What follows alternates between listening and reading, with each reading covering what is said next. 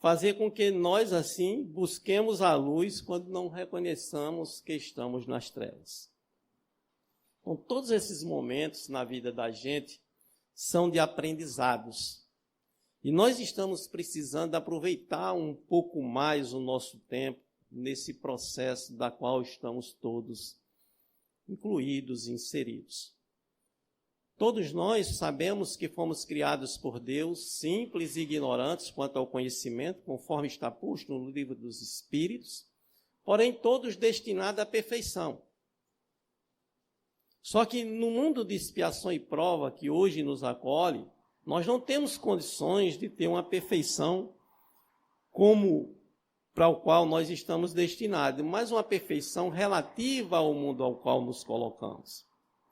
Mas o que é lamentável, que muitas vezes nós, ainda com as nossas imperfeições, achamos que temos feito brilhar muito a nossa luz.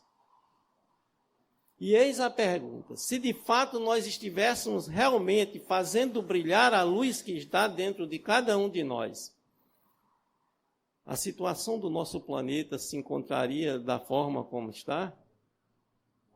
A doutrina espírita traz para nós que uma das maiores chagas da humanidade é o orgulho, é o egoísmo, a vaidade exacerbada. E esse orgulho que nós, com as nossas imperfeições, que faz parte dos habitantes do mundo de expiação e provas, é exatamente um complicador, muitas vezes, na nossa vida. Porque nós sempre nos colocamos, né? A maioria, às vezes, ainda não percebeu que precisamos avançar mais, que precisamos desenvolver o que há de melhor em cada um de nós. A gente lembra que lá na Gênese bíblica, quando Deus cria o homem, que ele faz aquela simbologia, que faz aquele boneco de barro, né? Aquele homem de barro, sopra-lhe nas narinas, ele está colocando, é uma forma simbólica de dizer que está colocando em nós tudo aquilo que nós precisamos para a nossa felicidade. Tudo que nós precisamos para fazer com que a nossa vida aqui nesse mundo no qual nós nos encontramos seja uma vida de mais tranquilidade, de mais calma, de melhores possibilidades, e que depende de nós. Mas quando muitas vezes, às vezes, nós nos colocamos na condição de que já temos luzes suficiente, a gente deixa de avançar, porque a vida é um processo de aprendizado. Todos os dias nós aprendemos um pouco. E quando Jesus, lá em João, no capítulo 8, no versículo 12, ele diz: eu sou a luz do mundo, quem me segue não andará em trevas, mas terá a luz da vida. Ele faz esse convite para que nós, assim, possamos caminhar nessa luz. Mas muitas e muitas vezes, nós, com as nossas posturas equivocadas, achamos que estamos caminhando nessa luz, simplesmente olhando para nós mesmos. Simplesmente observando a condição de cada um de nós, sem olhar que estamos no mundo onde devemos viver em sociedade, onde devemos viver como irmãos, aceitando a diferença do outro, procurando conviver com aqueles que pensam de forma diferente. E às vezes nós assumimos uma postura muito rígida com relação ao outro, porque ele pensa de forma diferente. Nós temos que lembrar que Jesus, ao andar no mundo das formas, quando aqui esteve, ele disse que não veio para os sãos, mas para os doentes.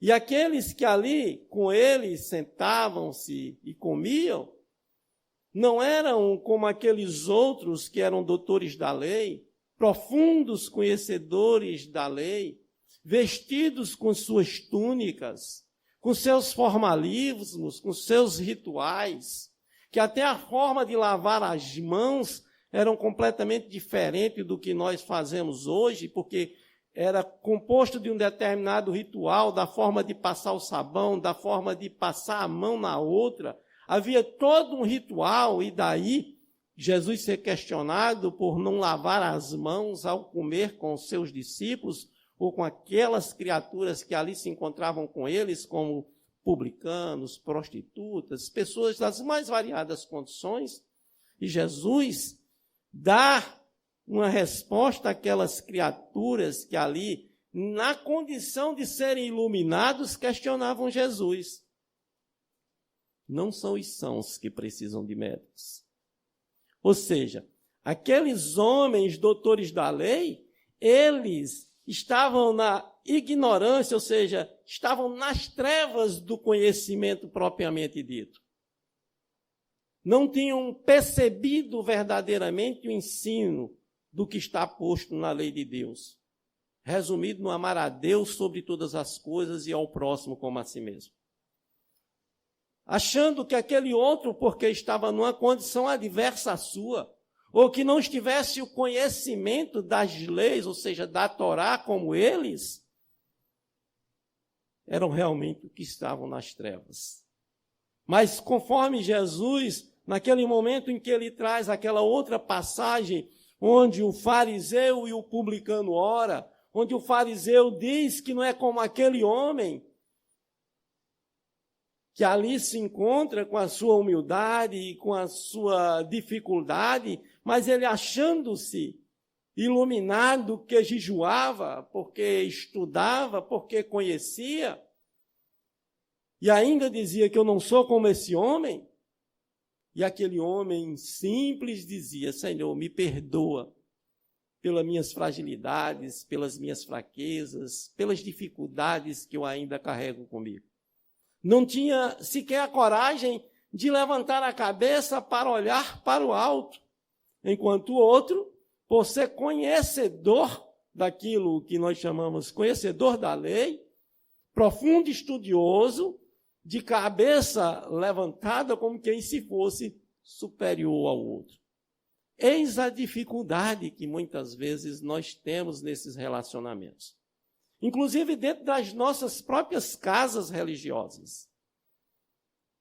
Às vezes, alguns colocam-se numa situação vertical quando devíamos perceber que estamos todos no mesmo patamar, passando pelas mesmas dificuldades, que estamos todos no mesmo barco, que não somos melhor que o outro, e que o nosso saber não significa dizer que nós estamos de fato iluminados. Que o nosso conhecer, vamos supor, de todas as obras da codificação, gravado como muitas vezes nós vemos, citando questões, versículos, capítulos, livros, obras, determinados detalhes, ponto e vírgula, não significa dizer que é de fato iluminado. Não significa dizer que está exatamente fazendo brilhar a luz que existe dentro de si. Não significa dizer que está seguindo o caminho de Jesus, porque muitos que ali vieram antes de Jesus se apropriaram de todas as leis, se apropriaram da Torá e não perceberam que Jesus era o enviado de Deus. Não perceberam que Jesus era o escolhido. Caminharam com ele. Mas eis a pergunta, depois de mais de 2000 anos, sabendo que Jesus era o enviado de Deus, sabendo que Jesus é o enviado de Deus, nós já estamos conseguindo caminhar com ele? Ou será que nós estamos achando que temos toda a luz possível, que não precisamos mais caminhar com Jesus?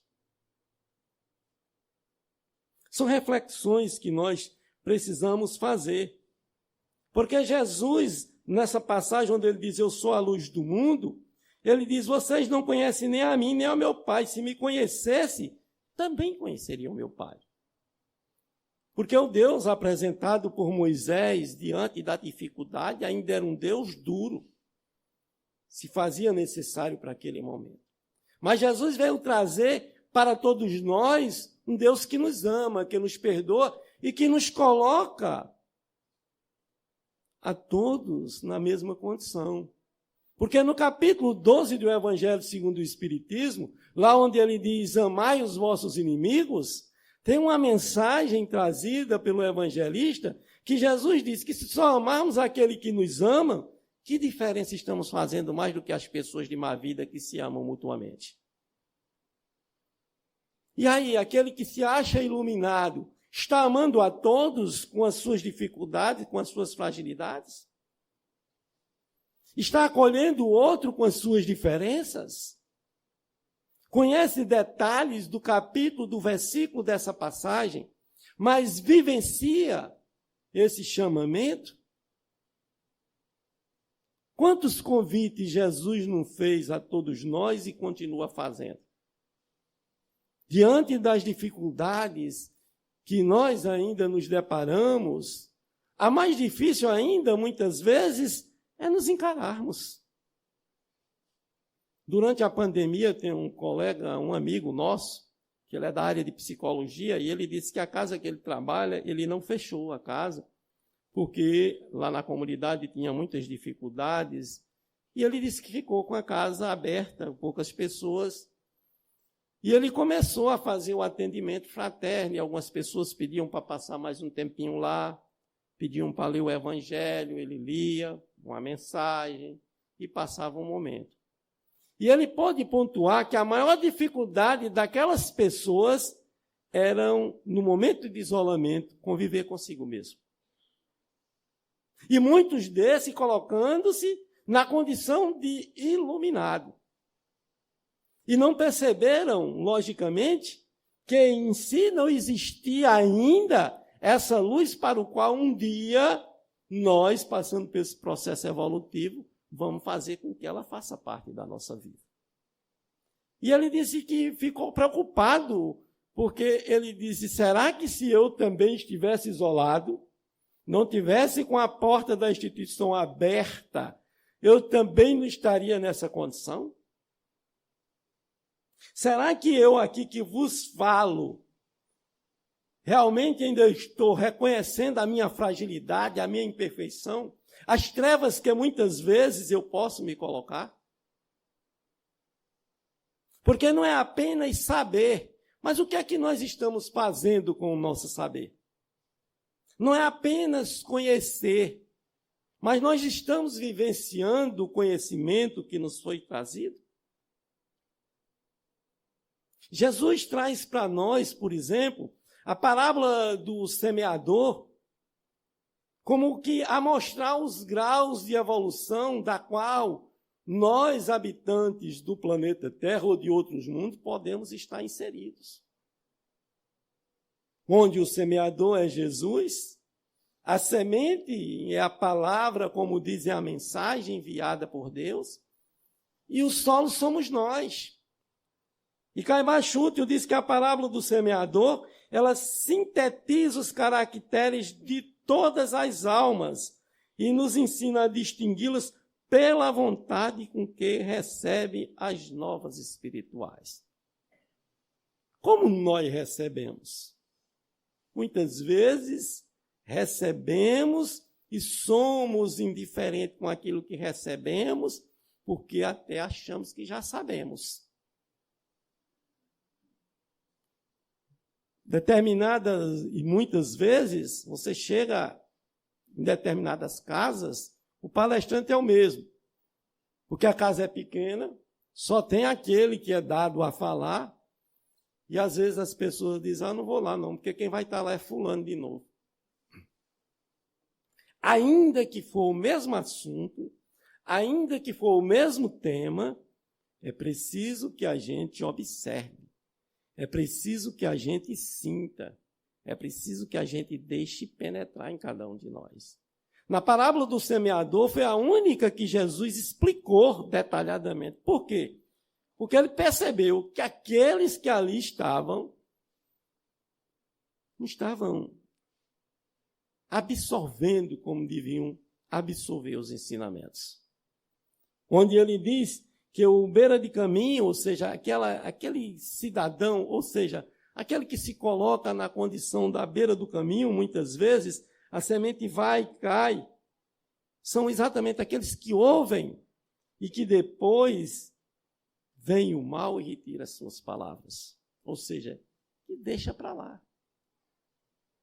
Quando Alisson convida para esse desafio de que no carnaval nós estejamos juntos, nós sabemos que, lógico, as pessoas que têm família, muitos vão para suas casas de praia e assim por diante. Mas será que vão ficar com a boa parte, como naquele momento em que Jesus, na casa de Lázaro, de Marta e Maria,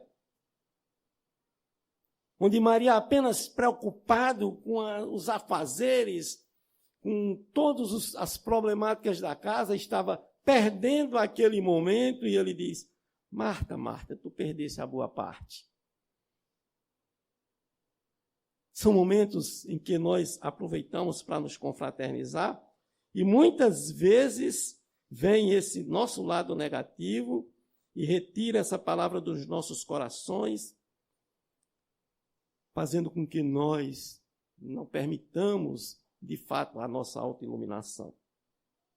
Tem aquele que cai no pedregulho, aquela semente que cai e que até chega a nascer e que começa a crescer, mas devido à dureza do solo esse que é o nosso coração, aquela semente, muitas vezes, ela está ali por um tempo muito curto e ela não consegue crescer.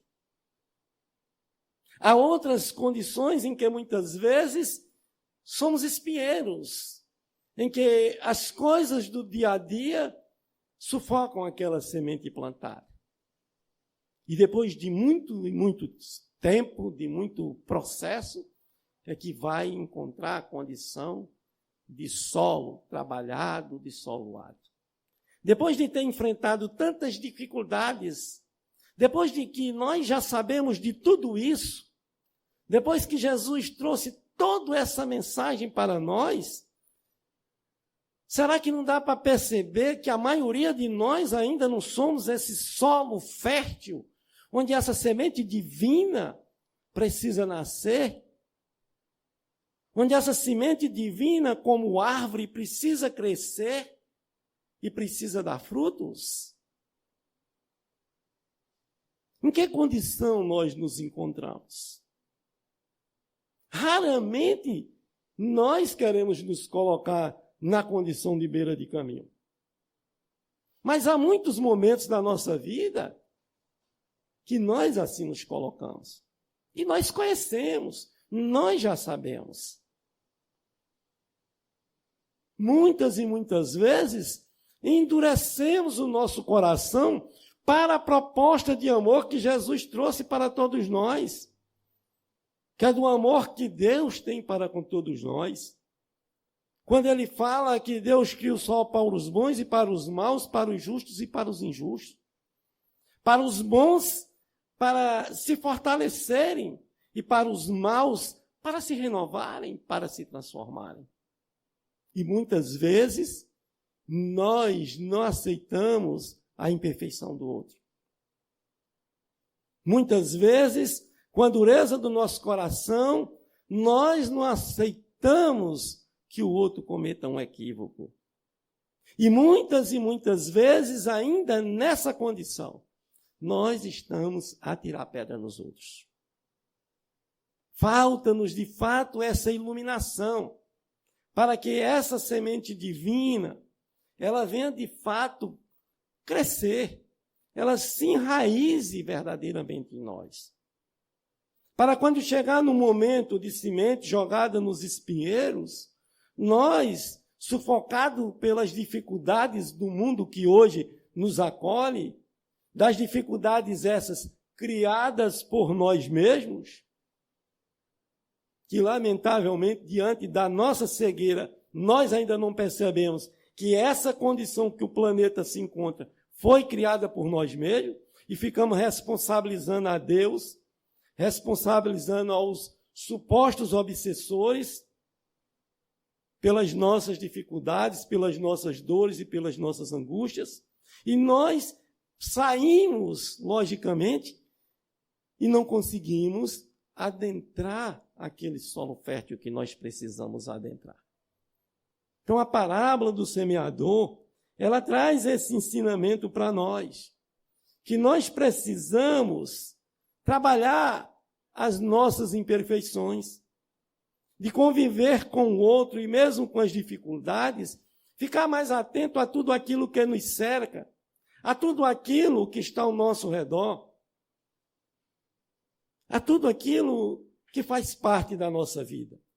Naquela passagem de Jesus com o mancebo rico, é algo muito interessante, que está lá também no Evangelho segundo o Espiritismo, no capítulo 16, não se pode servir a Deus e a mamon.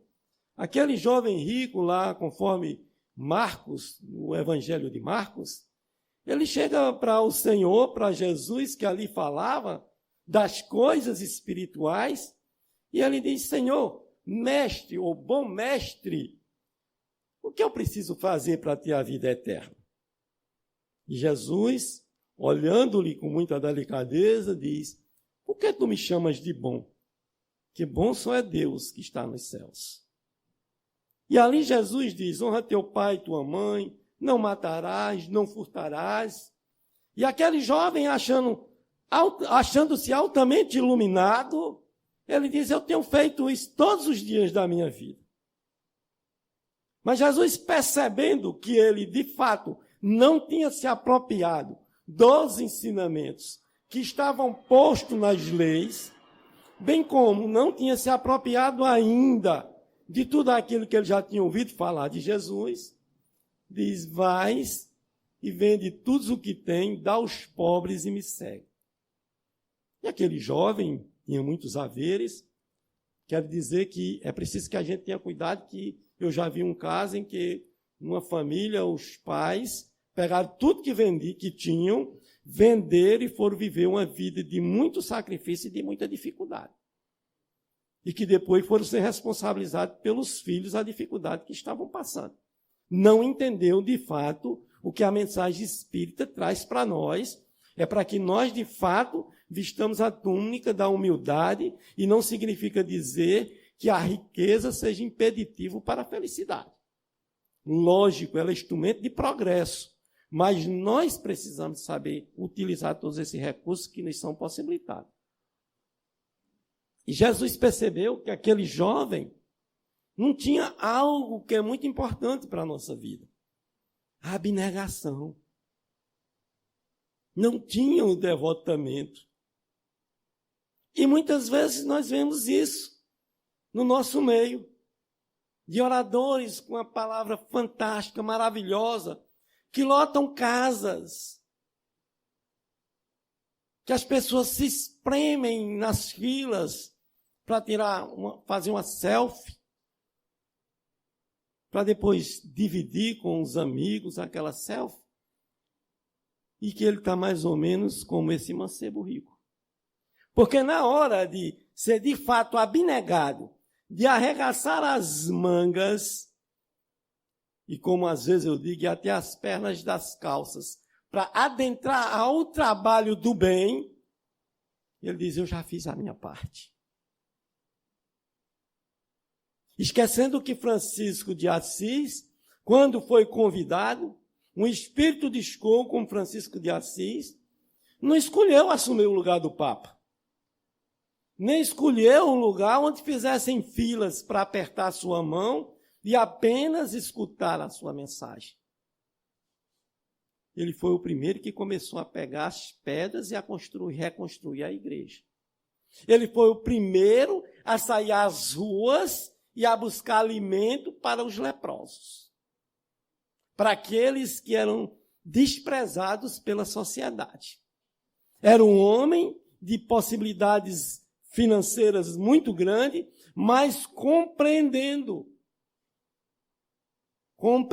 a importância do que de fato a mensagem traz para cada um de nós, ele renunciou e buscou restaurar a igreja e trazer para nós a importância da caridade.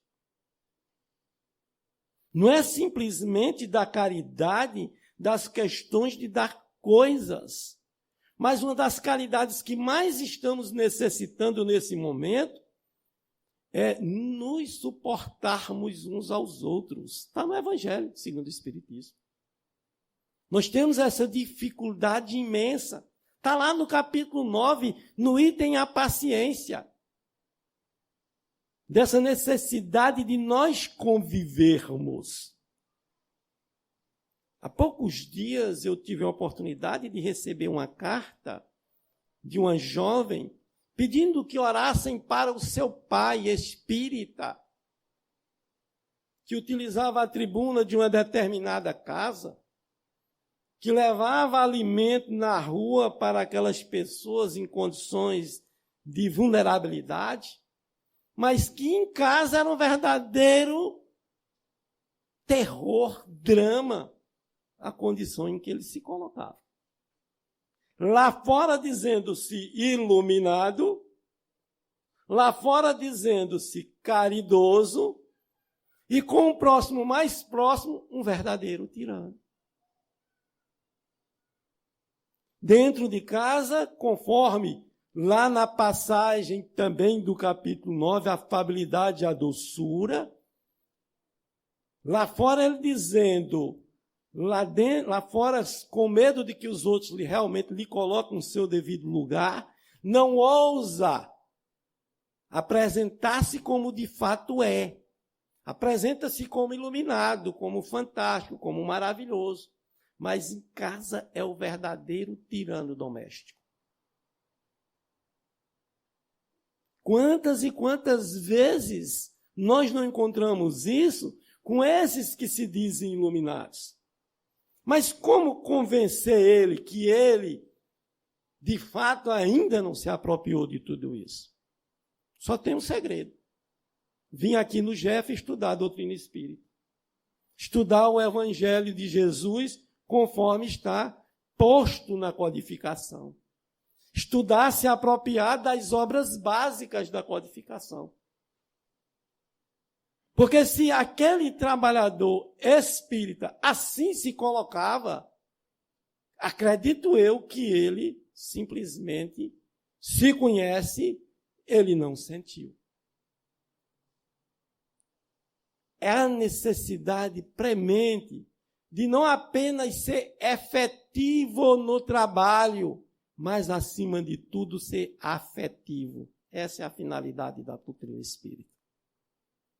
Não é apenas ser efetivo, aquele que todo dia está lá, no mesmo horário, entrando e saindo no mesmo horário, mas, acima de tudo, ter afetividade naquilo que faz, com o conhecimento que tem, buscando compreender a dor do outro, para perceber-se na condição de que também pode passar por aquela dificuldade.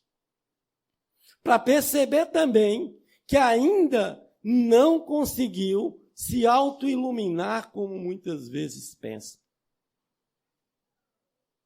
Eu, às vezes, gosto de contar algumas coisas que acontecem, eu sei que é equivocado contar aquilo que acontece com a gente, mas eu, fazendo o trabalho de assistência e promoção social, e continuo fazendo, é muito bom, é uma troca de experiência, uma troca de vivência.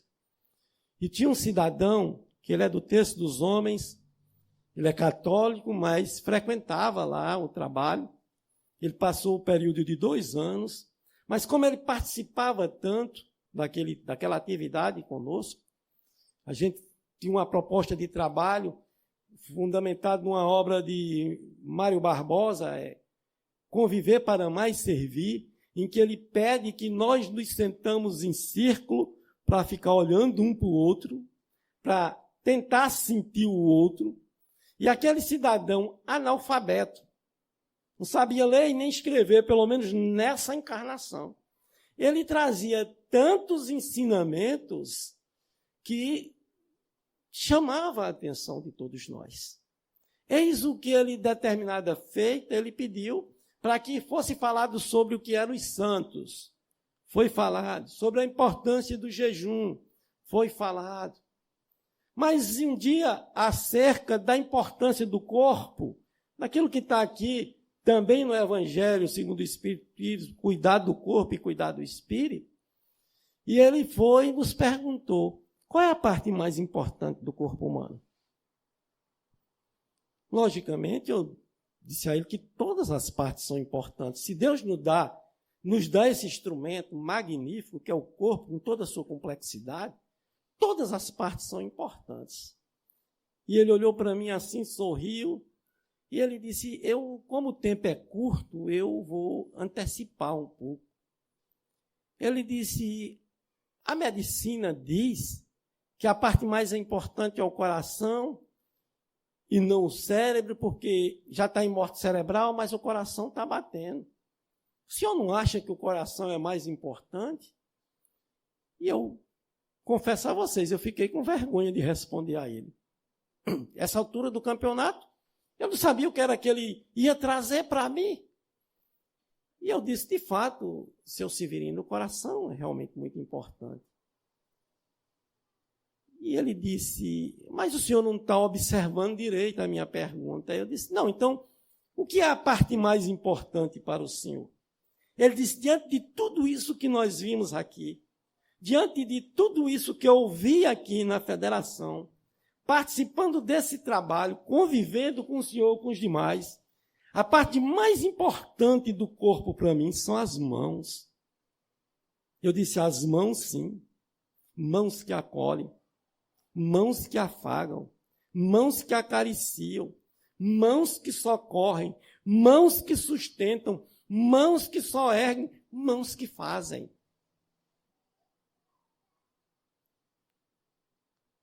E eu me achando iluminado. Eu achando que tinha entendido.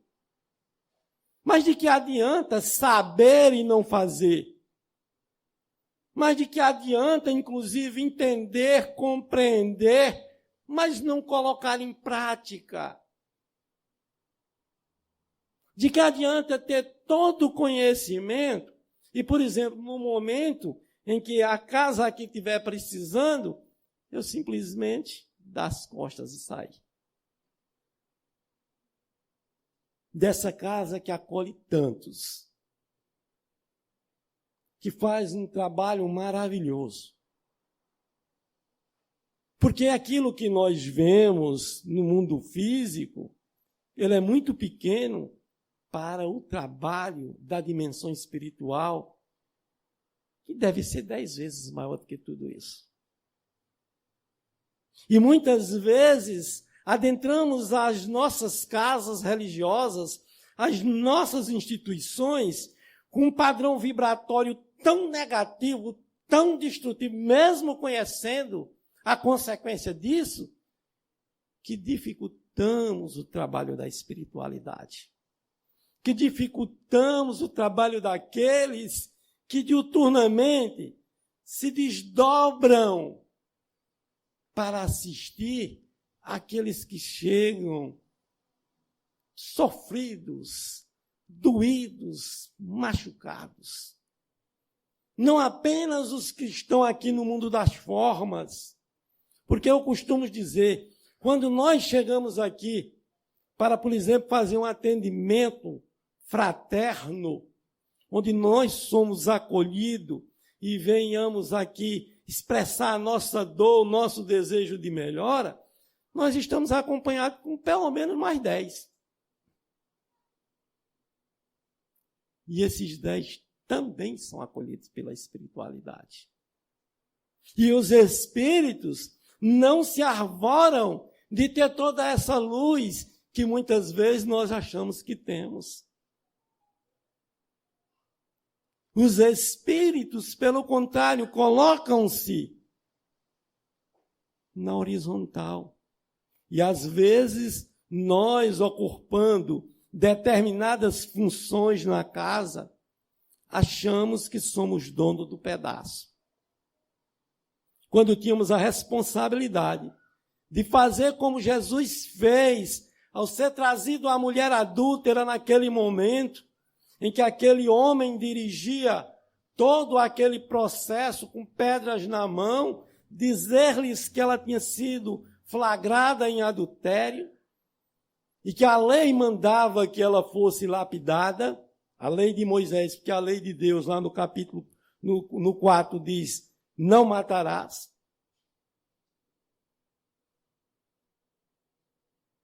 Que dizes, mestre? O que temos que fazer? E o mestre, numa expressão simbólica de profundo significado, ele abaixa-se, como que a dizer, eu estou na mesma condição de vocês. Estou na mesma situação de vocês. E levanta-se e diz, quem nunca pecou, quem nunca errou, atire a primeira pedra. E quantas vezes nós não colocamos-nos na condição de juízes que nem julgamos, já condenamos. Não lembramos de descer um pouquinho do pedestal em que nos colocamos, porque somos capacitados e temos notáveis saber. Que é o que nós temos visto aí. Na sociedade, de um modo geral, aquele que diz que tem notável saber, que ele é maior que tudo e que todos. Ainda não se apropriou. Lembremos que Nicodemos, doutor da lei, auto-iluminado, como ele dizia-se, profundo conhecedor, que fazia suas pregações, que traziam falas sobre regras, comportamentos. Ele busca Jesus, conforme está lá no livro Boa Nova, para compreender acerca da reencarnação. Ele sabia que existia, porque está lá nos postulados, desde os Antigos Testamentos, que há relatos da reencarnação. Mas ele simplesmente queria compreender o processo. E ele procura um momento em que Jesus está praticamente sozinho e sai na calada da noite e ali abordado por 2 dos discípulos que estavam com Jesus e vai encontrar-se sozinho com Jesus. E diz, mestre, nós sabemos que tu és o enviado de Deus, porque fazendo o que tu fazes, só pode ser enviado de Deus. Mas como se pode dar esse processo? E Jesus diz, Nicodemos, a tua maior dificuldade é porque você ainda não sentiu. É porque você ainda não, de fato, não sentiu, não deixou penetrar em você. E quantas vezes nós, achando que sabemos, não conseguimos sentir. Sentir a dor do outro, colocar-se no lugar do outro. Sempre achamos que a dor do outro é menor. Cada um de nós somos uma individualidade. Cortar um dedo para mim pode não significar nada, mas quebrar a unha, para quem gosta de ter uma unha grande, é uma dor terrível. Não é verdade? Então nós precisamos sentir a dor do outro. De sair desse pedestal que muitas vezes, eu já sei de tudo, sabe não. O seu Severino me ensinou que eu não sabia quase nada. Aliás, não sei de nada. E Sócrates deixou isso há muitos anos atrás. O que sabemos, o que sei é que nada sei. Mas seu Severino, ele ainda trouxe uma outra lição para nós. Sobre a questão do pecado por pensamento. Que ele queria saber daquilo e que aquele assunto fosse discutido. E nós fomos falar da influência dos pensamentos na nossa vida. E nós buscamos trazer aquilo que André Luiz diz, que o pensamento gera ação e que a ação gera o pensamento no outro, entre outras abordagens. E seu Severino disse, olhando para uma janela bem enferrujadinha, desses vasculhantes antigos que tinha lá na sala da federação, ele disse, eu levantou a mão, disse, eu quero falar. Pois não, seu Severino. Ele disse, um pensamento negativo é como esse ferrugem dessa janela. Vai comendo o nosso espírito e o nosso corpo. Vai nos causando dor. vai destruindo as possibilidades que nós temos. É esse o pensamento negativo. Mas eu quero dizer a vocês que para recuperar esse estrago desse pensamento negativo, ele era dado a ser pedreiro, pintor, encanador, não é? Fazia tudo. Ele diz, eu vou para recuperar isso, eu vou precisar de botar um ácido para remover a ferrugem. Eu vou precisar de lixar. Eu vou precisar de colocar produtos para gerar essa ferrugem para que eu venha a recompor isso. E ele retratou isso como se fosse o sofrimento que nos leva ao processo de transformação, onde nós buscamos sair daquela condição em que nos encontramos ou que nos colocamos para encontrar um lenitivo para a nossa vida. Que pensamentos nós estamos, com o conhecimento que temos, irradiando? Que pensamento nós estamos alimentando no nosso ambiente doméstico?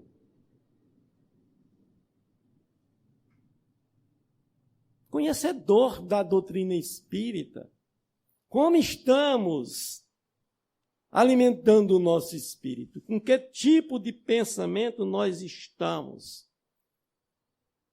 É preciso que nós sintamos o que a mensagem de Jesus quer dizer a todos nós. Saber é muito bom, mas colocar em ação aquele saber de forma que nos projete, que nos leve a vivenciar a mensagem, a transformar a nossa vida, é algo por demais importante. A mulher samaritana, por exemplo, naquele encontro com Jesus, Jesus disse, se eu te der de beber da água que eu te der, nunca mais tu sentirás sede. Por que nós ainda estamos sentindo tanta sede? Sede de afeto, sede de carinho, necessidade de um sorriso, necessidade de um abraço. Por que temos tanta vergonha de dizer ao outro, eu te amo? E às vezes o outro até diz, eu te amo, aí você com vergonha diz, eu também. Não tem coragem de dizer primeiro? Tem uma companheira de ideal que eu acho muito bom quando ela faz essa colocação, que ela diz que quando com o saber que nós temos, se realmente amamos, se realmente nos doamos, também somos amados e também receberemos e aumentamos a nossa capacidade de amar. Daí a necessidade da mensagem ser sentida, da mensagem ser vivida, de ter um olhar sensível, como Jesus tinha para todos aqueles que estavam em seu entorno. A última fala de Jesus, lá na cruz, no momento lá de dor, ele olha para todos aqueles, para aquela turma, mas principalmente para aqueles que dirigiram todo aquele processo, ele diz, Pai, perdoai-os, porque eles não sabem o que fazem. Conheciam toda a Torá, aprenderam de forma oral, porque naquela época a maioria não sabia ler nem escrever, mas de tanto os outros lerem e repetir, aprendiam. Mas não sentiram, não vivenciaram. E, lamentavelmente, a mensagem trazida por Jesus há mais de 2000 anos, posta para todos nós, conforme diz o Evangelho, as mensagens de Jesus, dos seus discípulos, dos seus apóstolos, que essa mensagem precisa ser sentida, vivida. É preciso que, como diz a questão 919 do Livro dos Espíritos, que nós façamos as nossas reflexões diárias, naquilo que nós precisamos melhorar, nos defeitos que temos a corrigir. Não nos coloquemos num pedestal que ainda não nos compete. Jesus dizia que quando fôssemos convidados para uma ceia, para um jantar, não sentássemos nos primeiros lugares, não, esperássemos ser convidados. Isso tem um sentido mais profundo. Não é simplesmente aquele ato em si, mas convidado pelos processos, pela dinâmica da vida, busque viver com humildade. Perceba a oportunidade que você está tendo de aqui estar. Que sentimento nós estamos colocando nas nossas vidas, nas tarefas diárias. E às vezes nós vemos aqueles que se dizem iluminados, ao acordar de manhã, poxa vida, eu tenho que trabalhar hoje. Poxa vida, hoje eu tenho que ir lá na casa, vou aplicar passe. Não vai não, pelo amor de Deus. Fica em casa. Porque você vai levar energias deletérias para aquele ambiente. Às vezes eu tinha um colega de trabalho que todo dia, quando eu chegava no estacionamento de manhã, eu olhava para ele e dizia, bom dia, meu irmão. Ele dizia, tem que dizer que está bom para ver como é que fica. Eu digo, você não vai me desestimular não, porque eu conheci a doutrina espírita há mais de 26 anos, e ela disse que você tem que manter acesa a fé, lógica, raciocinada, a esperança, ainda que esteja difícil, esteja sorrindo. Porque Paulo disse, em tudo dai graça. Em tudo dai graça. Então, como é que nós estamos vivendo? Na efetividade das nossas tarefas, nós estamos, de fato, colocando a afetividade que temos? Durante a pandemia, a minha instituição ficou fechada. E foi um desespero para os que são aposentados, que precisam de informações. Porque nem o número do telefone divulgaram. Nem o número do telefone divulgaram. E eu estava nessa. 30 dias dentro de casa, naquele home office. E eis que um dia uma senhora desesperada diz, meu filho, pelo amor de Deus, a gente liga tanto, não tem quem atenda a gente. E as nossas necessidades? E eu achando que estava bom demais, estava na minha zona de conforto. E aí os benfeitores espirituais dizem, bonito para você, meu filho, que tem seu salário, tem sua remuneração, levante e amanhã você vai para lá. Aí eu avisei ao chefe, amanhã eu estou no presencial, não vou ficar mais home office. Não tem ar-condicionado, isso não tem problema, não tem água, eu digo, eu levo. E aí foi quando percebi a dificuldade daqueles que precisam de falar e ter quem escute. Será que nós, com o nosso conhecimento, já estamos abrindo o nosso ouvido para escutar aquele outro que quer falar? Eu vou contar um caso, eu não quero criticar ninguém pela sua postura. Eu estava numa cidade do interior chamada Mirandiba, fazendo uma visita. E lá tinha um senhor juiz acumulando 2 comarcas. E uma senhora que estava precisando de despachar um documento, um alvará, para ser liberado o recurso para pagar um auxílio funeral. Dirige-se ao senhor juiz e diz, doutor, eu preciso de 5 minutos. Ele olhou para ela e disse, já perdeu 3. Ela disse, mas doutor, disse, já acabou os 5. Notável saber jurídico. Mas os doutores da lei também andavam vestidos com aquelas túnicas e espoliavam as viúvas. Mas quantos também aí estão nas tribunas, falando de doutrina espírita e vendendo livros que não tem nada a ver? Que desorienta mais do que o que orienta. Que tira mais do caminho do que fazer com que nós, reconhecendo-nos imperfeitos, venhamos buscar a nossa perfeição. Que é preciso que nós tenhamos cuidado com tudo isso.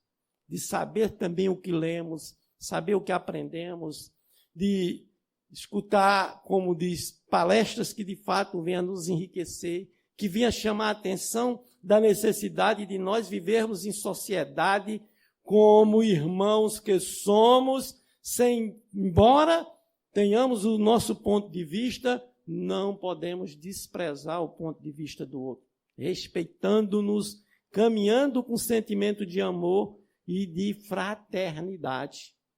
Se assim não nos colocarmos, ou aquele que acha que está acima de qualquer coisa, só quero simplesmente dizer, está nas trevas, precisa acordar.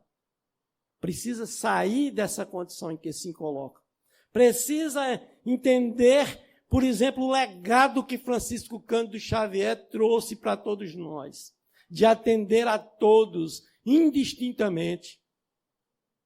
Um legado que Dr. Bezerra de Menezes, entre outros, que Kardec deixou para todos nós, como aquele discípulo escolhido por Jesus, para trazer para nós todas essas informações de que somos espíritos criados para sermos felizes, mas que a nossa felicidade depende do esforço que nós fizermos para assim alcançarmos. Está lá na questão 910 de O Livro dos Espíritos. Depende do nosso esforço. Então, que nos esforcemos, meus caros irmãos, que percebamos a condição em que estamos. Se, como na parábola do semeador, se nós já estamos mais no meio, mais no início ou mais no fim. Mas entendendo que devemos sair da zona de conforto material em que nos colocamos e busquemos a zona de conforto espiritual, porque onde quer que estejamos, ela estará conosco. Muito obrigado por tudo, por a paciência de me ouvir, e deixo aqui para vocês um abraço fraterno de todos que fazem a Federação Espírita Pernambucana, aquela casa que me acolheu há mais de 26 anos, com muito carinho, com muito amor, e que acredito que se eu desencarnar, não ficar lá, eu venho para cá, tá certo, Lázaro? Obrigado.